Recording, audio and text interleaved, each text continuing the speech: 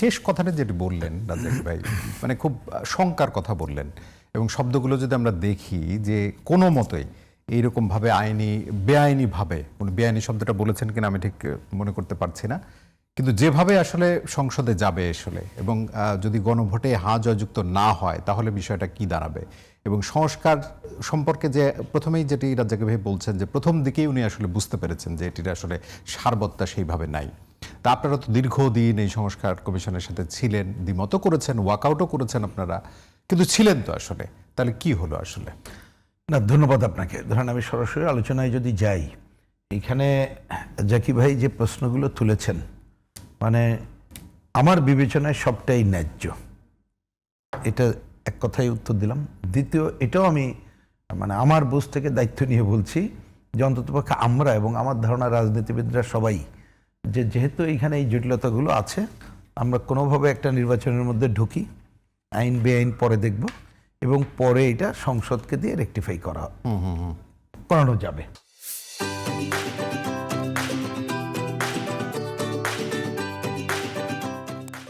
কিন্তু সেক্ষেত্রে জটিলতাগুলো উনি যথার্থই বলেছেন, কারণ উনি নিজেই আইনবিদ এবং এটাই হচ্ছে অঙ্কের কথা, এটা যথাযথ নাম্বার ওয়ান কথা। এবার আমি আপনার ওই আলোচনায় আসার আগে একটু ছোট ভূমিকা দিই। ওই যে আপনি একটা বললেন না যে সংস্কার লক্ষ্যভ্রষ্ট বা কী ছিল, আমাকে যদি বলেন আসলে এইখানে তো একটা ইউনাইটেড সরকার না, তো নানা মতের সরকার, মানে নানা মতের মানুষ নিয়ে সরকার, তাদের সুনির্দিষ্ট হয়তো লক্ষ্য এক একজনের এক একটা ছিল। সুতরাং এই ধরনের লক্ষ্য নিয়ে যখন এই ধরনের কাজ হয়, তো এটা খুব লক্ষ্য অর্জন করার কোনো কারণ নেই। আরেকটা বিষয়, সেটা একটু ধরেন আমরা অফ এয়ারে নানা আলোচনা করি, তো কারণ এইখানে অনেক সময় কম থাকে, হয় না, যে ধরেন যারা সরকারের মধ্যে, আমরা কোনো এইখানে চুলচেরা বিশ্লেষণ করছি না, জেনারেলি দূর থেকে তো বোঝা যায় যে সরকারের মধ্যে প্রভাবশালী কারা কি কি করছে। আমি কোনো বললাম যে টিডবিটস বলছি না, কিন্তু সংস্কার আলোচনায় দেখবেন তাদের অনুপস্থিতি। সেটা রাজ্জাকি ভাইও বলছিলেন অফ এয়ারের আলোচনা বা এগুলো, দিস ইজ রিয়েলিটি। তাহলে এই রিয়েলিটির জায়গায় দাঁড়িয়ে আপনি কিভাবে সংস্কারে আগাবেন, এটা নাম্বার ওয়ান প্রশ্ন।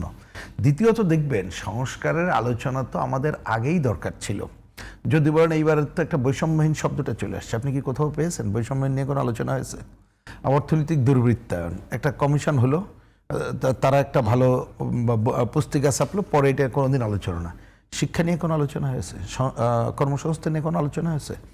আমাদের যে ভিত্তি শ্রমিক, কৃষক, শ্রমিকের ন্যূনতম মজুরি, কৃষক তার ন্যায্য মূল্য কীভাবে বা উৎপাদন খরচ কীভাবে কমবে, এটা নিয়ে কোনো আলোচনা হয়েছে? কোনো আলোচনাই তো হয় নাই। তাহলে অর্থনীতির দুর্বৃত্তায়ন থেকে শুরু করে কোনোটাই তো আসলে আলোচনা হয় না। এখন প্রিন্স ভাই, আমি যদি মানে স্মৃতিভ্রষ্ট না হই, আপনি এই কথাগুলো কিন্তু এই টেবিলে, হ্যাঁ আমি বলছি না, আমি কথাটা এবারই ধারাবাহিকতা হলো, তাহলে পরিশেষে আমরা আসলে কি আসছি সেইখানে আসছি আমি না। আমি বলছি যে এইটা না বুঝলে আপনার ওই কথার উত্তর পাওয়া যাবে না। তাহলে আপনি এই জনগণের সরাসরি ইস্যুটা বাদ দিয়েই ওনারা কতগুলো পয়েন্ট সামনে আনলেন। এখন এই সামনে আনলে আমরা এটাকে অ্যাভয়েড করি নাই, কারণ আমি কিন্তু দায় নিয়ে কথা বলছি, অ্যাভয়েড করি না। ওকে, আমাদের আকাঙ্ক্ষা অনুযায়ী হচ্ছে না, তুমি যতটুকু আলোচনা করতে চাইলে আমরা আপত্তি করছেন, এইটাই। আর এই পয়েন্টে অন্ততপক্ষে আমরা একটু বলি, রাজ্জাকি ভাইকেও একটু খালি বোঝার জন্য বলি, আমরা কিন্তু বাম গণতান্ত্রিক জোট দ্বিতীয়বার, মানে প্রথমবার ওনাদের আমন্ত্রণে গেলাম 8ই আগস্টের পরে 12ই আগস্ট, অল্প সময়। তারপরে ওনাদের আমন্ত্রণে গেলাম 5ই অক্টোবর, যদি তারিখ আমার ভুল না, অক্টোবর মাস নিশ্চিত প্রথম সপ্তাহ। আমরা কিন্তু বাম জোটের পক্ষ থেকে লিখিত দিয়েছিলাম, তাতে এটা বলেছিলাম, কারণ আমরা তখনই বুঝছিলাম যে আসলে এনাদের বেশি হবে না কিছু, একেবারে লিখিত আছে, আমি উন্মুক্ত করতে বলি যে নির্বাচন ব্যবস্থা ধ্বংস হয়ে গেছে, অবাধ, গ্রহণযোগ্য, সুষ্ঠু নির্বাচনের জন্য নির্বাচন ব্যবস্থার আমূল সংস্কারের কাজ শুরু করে দ্রুত নির্বাচন ব্যবস্থা করেন। এই এবং আমাদের দিক থেকে মানে একটা নির্বাচনের ডিমান্ড আমি 5ই অক্টোবরের কথা বলি, ওই যে টাইম পয়েন্ট করার সুযোগ নাই ওনাদের, তাই লিখছে, আমি জানাইলাম। বাস্তবিত উনি বলছেন যে আমরা তো ক্ষমতাধর হলেও করতাম। এমনকি আরেকটা বলি, 2025 সাল গেল, 3রা জানুয়ারি যে সমাবেশটা, সরোদ্দিনে অনেকদিন পরে কমিউনিস্ট পার্টিতে বড় সমাবেশ করা অত কঠিন জানেন, একটা বড় সমাবেশ করে ওইখানে আমি তৎকালীন জেনারেল সেক্রেটারি হিসেবে যেটা বক্তৃতা করলাম, হেডলাইন ছিল 15ই জানুয়ারির মধ্যে নির্বাচনের সুনির্দিষ্ট তারিখ ঘোষণা চাই, গত বছর। এবং ওইখানে ছিল আমরা কোনোভাবে 25 সাল পার করতে চাই না, 25 সালের মধ্যে নির্বাচিত সরকারের অধীনেই আমরা কার্যক্রম করতে চাই, যেহেতু নির্বাচন ব্যবস্থা সংস্কার। কিন্তু আসলে হয়তো আমাদের ক্ষমতার কারণে পারি নাই। এবার শেষ কথা, আমি আর ব্যাখ্যায় গেলাম না, আমি একটু খালি বললাম, এবার হচ্ছে তাইলে কি একেবারেই কি সংস্কার অমুক জায়গায়? আমি অন্ততপক্ষে মনে করি যে না, এই জটিল পরিস্থিতির মধ্যেও ধরুন যে আকাঙ্ক্ষা এত রক্তদান যে ঘটনাগুলো ঘটলো, আগামীতে যারা আসবে পারবে কি পারবে না সে আলোচনা হচ্ছে। যে কার উপরে নির্ভর করে?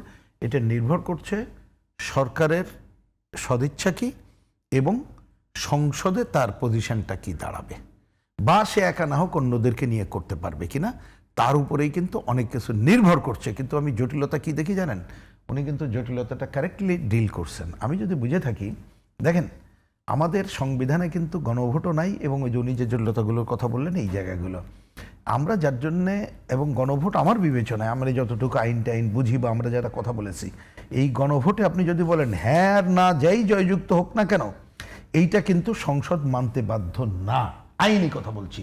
কিন্তু নৈতিকভাবে তাদের উপর একটা চাপ থাকবে, যে নৈতিক চাপ অ্যাভয়েড করতে পারবে না। কিন্তু উনি কতকগুলো 2টা পয়েন্ট যেটা আলোচনা হচ্ছে না, শুরুতে হওয়া উচিত। ধরেন হ্যাঁ জয়যুক্ত হলো, কিন্তু এইখানে আমরা জানি কারাই ক্ষমতা, মানে যাদের ভূমিকাটা আমরা জানি, তারা তো অনেক পয়েন্টে এমন নোট অফ ডিসেন্ট দিয়েছে, তারা ওইটা মানেই না এবং তারা করবেও না আমি বুঝি, এবং না করলে আপনি কিন্তু দোষারোপ করতে পারবেন না, কারণ আগেই বলছে। কিন্তু মানুষের মনস্তত্ত্ব অন্য জায়গায় যাবে। না হলে আরো কি হবে, ধরেন অনেক কিছু দু একটা যে পজিটিভ জায়গা আছে ওইটা তারা করতে পারবে, কিন্তু পারবে না আমি অন্ততপক্ষে মনে করি তা না, কিন্তু তখন করার ক্ষেত্রে একটা অন্য অব্লিগেশন চলে আসবে, যে নৈতিক অব্লিগেশন। সুতরাং এইটা নতুন এক ধরনের জটিলতা তৈরি করবে বলে আমি জানি না, আমার কাছে মনে হচ্ছে। আর গণভোট নিয়ে তো কথা কি বলবো, আপনি দেখেন গণভোট 4টা পয়েন্ট বলা হয়েছে, ওই 4টা পয়েন্টের আন্ডারে কিন্তু আরো 30টা পয়েন্ট জানেন আপনি সর্বশেষ, এবং ডিফ্যাক্টো এটা কিন্তু 48 পয়েন্ট এবং আরো অনেকগুলো কথা। তাহলে সেই জায়গাতে আমি জানি না এই গণভোটে ধরে নাই। আমরা তো যেহেতু ওপেন ঘোষণা দিয়ে এখানে বলেছি, এই যে 4 পয়েন্টের 2টা পয়েন্টে তো আমাদের দ্বিমত আছে, আর 2টা পয়েন্টে একমত আছে। আমি ভোট দিতে গেলে কি দেবো বলেন তো? ইজ ইট পসিবল হ্যাঁ দেওয়া, ইজ ইট পসিবল না দেওয়া? দুইটাই তো সম্ভব না। আর অধিকাংশ মানুষ, কয়জন মানুষ ভালো করে এখনো পর্যন্ত জানছে? তার মানে এই গণভোটও এক ধরনের জটিল পরিস্থিতি তৈরি করলাম, যেটা কিছুটা রাজ্জাকি ভাই বলছেন সেটাকে আমি দ্বিমত করছি না, যে হয়তো আমরা কতগুলো পয়েন্টে একমত হলে একটা আইনি অমুক জায়গায় গেলে এটা অপ্রয়োজনীয় হতো। কিন্তু সে, আমি জানি না যে শেষ, ওনার কথা আমি প্রভুক্ত হয়ে বলছি কারণ এই আলোচনার সুযোগও হয় না, শেষ বেলায় হয়তো আমরাও, মানে আমি বলতে যারা এই দায়িত্ব ওরাই যারা পালন করছে বা সরকারের দিকে ঠেলে দিয়েছে, শাক দিয়ে মাছ ঢাকার একটা চেষ্টা করেছি কিনা, কিন্তু সেইটা করলে তার যে ফল খুব একটা ভালো হয় না, আমরা কিন্তু সেই দিকটার মধ্যে আছি বলে আমার কাছে মনে হচ্ছে। এখান থেকে রাজ্জাকি ভাই আপনি যদি বলেন। না, যেটা বললো যে ভাই যেটা বললেন শাক দিয়ে মাছ ঢাকা, অর্থাৎ বলটা তার কোর্টে দিয়ে দিলাম, তার মানে আলটিমেটলি পলিটিশিয়ানরা ফেল করছে। তারা তো এক জায়গায় যেতে পারেনি রে ভাই। যদি যেতে পারতো, এই সরকারের তো বাবার ক্ষমতা ছিল না যে আমরা মানবো না। আমরা যারা বসছি সবাই ঐক্যমত হয়ে গেছি এই বিষয়গুলো, কারো দ্বিমত নাই, আপনি ইলেকশন দেন, পারি নাই। এই যে পারি নাই, এই দায় তো আমি এই সরকারকে দিতে পারবো না, 1 নম্বর। 2 নম্বর, উনি আরেকটা কথা বলছেন যেটা আমি একমত, এই যে সংস্কারের আলোচনাটা যেটা হয়েছে 7-8 মাস যাবত, এটা ইনফ্যাক্ট কি জানেন, মাঠের রাজনীতি। রাজ্জাকি ভাই, আমি খুব সাধারণভাবে জিজ্ঞেস করি যে আপনি বললেন যে এই দায় আপনি এই সরকারের উপর দিতে পারেন না। আপনি প্রথমে কিন্তু আবার বলেছেন যে এই সরকারটা জনগণের সবচাইতে বড় ম্যান্ডেট নিয়েই তো এসেছিল, এইবার জনগণই তো তাকে, জনগণ যদি দিয়ে, তাহলে সে শুধুমাত্র রাজনৈতিক দল, সেও কি নির্বাচন করতে চেয়েছে যখন সে পারেনি? তা তো করতে চায়। আমি তো সেই জায়গাটায় আসতেছি। রাজনীতিতে প্রেম বলতে কিছু নাই। আমরা একটা ক্রাইসিসের মধ্যে তাকে দায়িত্ব দিছি, দায়িত্ব দিলে সে যা বলছে তা শুনতে হবে। আমরা সেটা শুনি নাই। কেন শুনি নাই আপনি আমি বলি। তাকে কি আমরা কোঅপারেট করেছি? বললে বলবেন আমরা সবাই কোঅপারেট করছি, না হলে উনি থাকলেন কেমনে? ইনফ্যাক্ট কোঅপারেট করেন না, ওনাকে সরাইতে পারে নাই। সরাইতে পারলে আমি লিখে দিতে পারি, একেবারে ঠিক, সরাই দিতে পারলে, আমি বললাম তো সরাই দিতে পারলে তাকে সরাই দিত আন্দোলন। কিন্তু সরকার প্রধান, এই অন্তর্বর্তী সরকার প্রধান কিন্তু বারংবার বলেছে যে সকল রাজনৈতিক দল আমাকে পূর্ণ সমর্থন। আমি তো সেটাই বলতেছি। আপনি কি কেউ মারা গেলে তার বাসায় যদি মিলাদ পড়তে যান, যার সাথে আপনার পছন্দ দিন ভালো লাগতো না, সেখানে গিয়ে কি বলেন? কি তোমার বাবা বড় ভালো মানুষ ছিল, টোটালটাই মিথ্যা বলেন। সুতরাং উনি কি বললো, ইউনূস সাহেব কি বলবে আমারে কোঅপারেশন করে না? বলবে, এটা বলবে সে। যার জন্য আমি টকশোতে বারবার প্রশ্ন করছি, রাজনীতিবিদরা বলেন উনি ব্যর্থ সরকার, পুলিশের এক জায়গায় গরম পানি মারে, এক জায়গায় ঠান্ডা পানি মারে। আমি রাজনীতিবিদরে বলছিলাম, আপনাদের প্রত্যেকের ক্ষমতা আছে ইউনূস সাহেবকে গিয়ে জিজ্ঞেস করার যে ভাই সেদিন গরম পানি মারলো, আজকে ঠান্ডা পানি মারলো, আপনি কি নির্দেশ দিছেন? আমি নিশ্চিত করে বলতে পারি সে জবাব দিত। কিন্তু কেউ জিজ্ঞেস করেন না কেন? কারণ জিজ্ঞেস করলে যে রেজাল্টটা আসবে, যে জবাবটা আসবে, সেটা রাজনীতিবিদদের বিরুদ্ধে যাবে। কারণ ইউনূস সাহেব অলরেডি একবার বলছেন যে সবাই আমার সাথে যখন বসে আমার সাথে বলে একরকম কথা, আবার এখান থেকে বের হয়ে তারা এই কথা বলেছে, বলে নাই? কেউ কি চ্যালেঞ্জ করতে পারছে? পারে নাই। সুতরাং তাকে জিজ্ঞেস করেন। 2 নম্বর, আমি এটাও বলছি যে আপনি একজন আর্মি চিফ কিংবা পুলিশের চিফকে জিজ্ঞেস করেন, এই যে পুলিশ ভাই একবার গরম পানি মারো একবার ঠান্ডা পানি মারো, এই নির্দেশ তোমার সরকার দিছে না তুমি সিদ্ধান্ত? জিজ্ঞেস করেন নাই, কারণ শুভঙ্করের ফাঁকি চলছে, একটা খেলা চলছে।